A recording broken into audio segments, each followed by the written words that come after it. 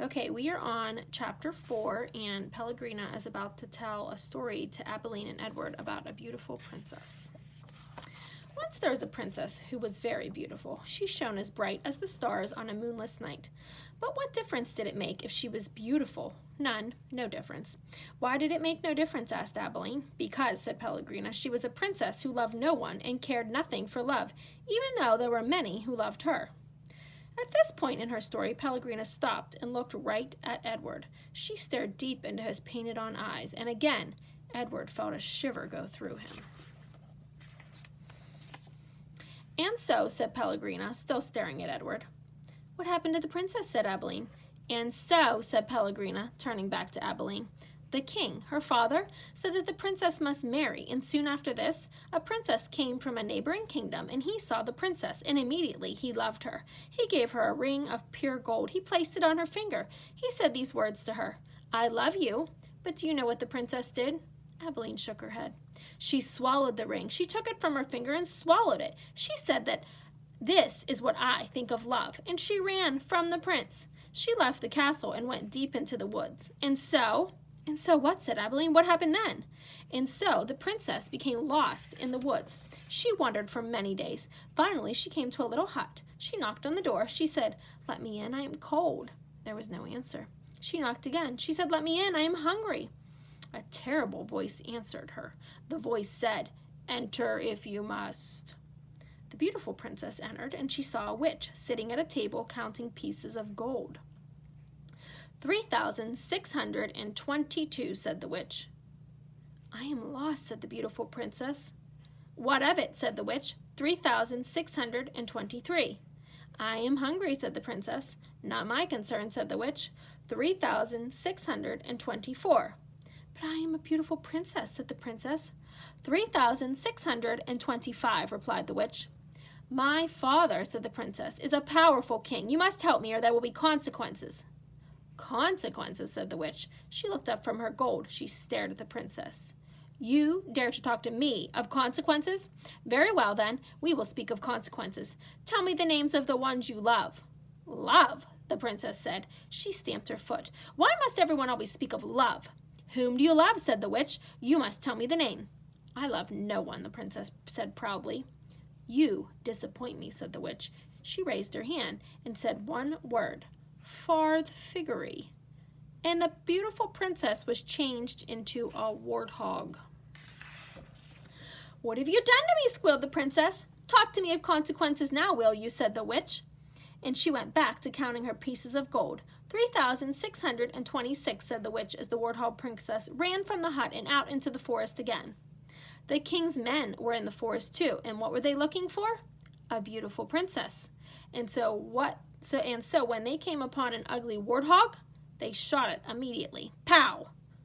No, said Abilene. Yes, said Pellegrina. The men took the warthog back to the castle, and the cook slit open its belly and found inside a ring of pure gold. There were many hungry people in the castle that night, and all of them were waiting to be fed. So the cook put the ring on her finger and finished butchering the warthog.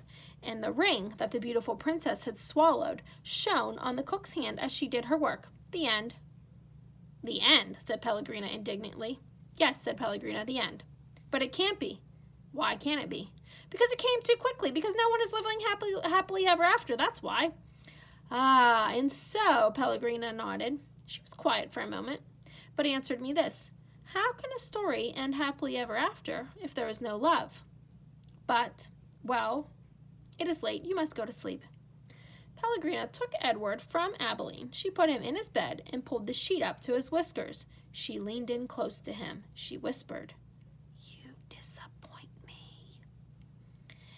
After the old lady left, Edward lay in his small bed and stared up at the ceiling.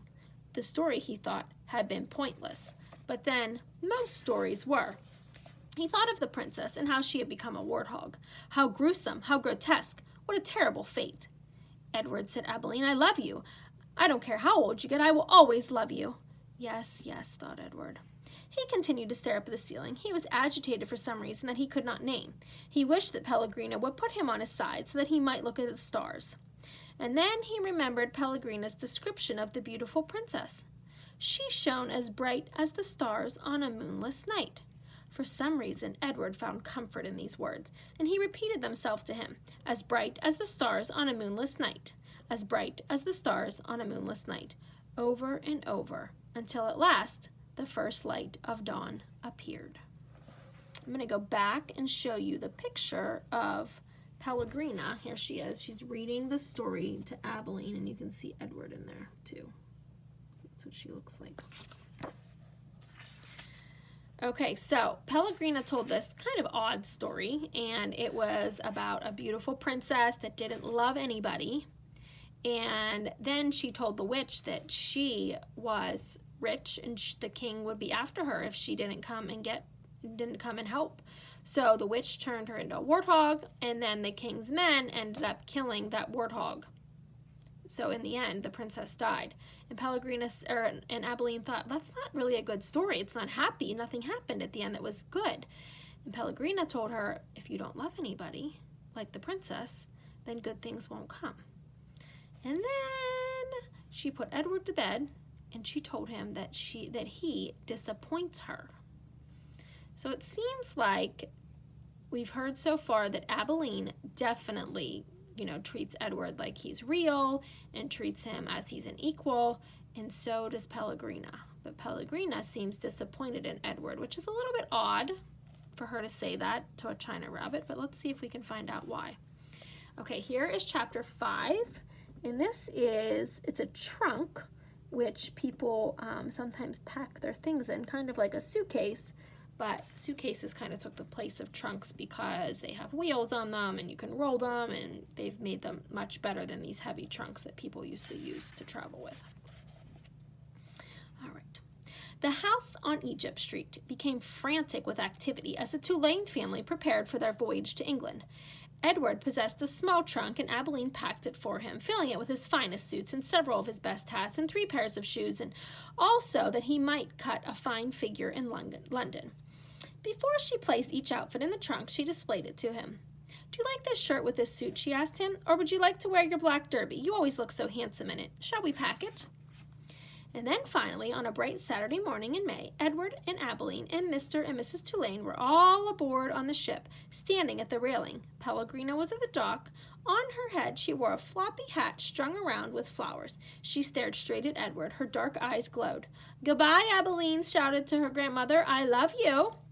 The ship pulled away from the dock. Pellegrina waved to Abilene. "Goodbye, ladies," she called. "Goodbye."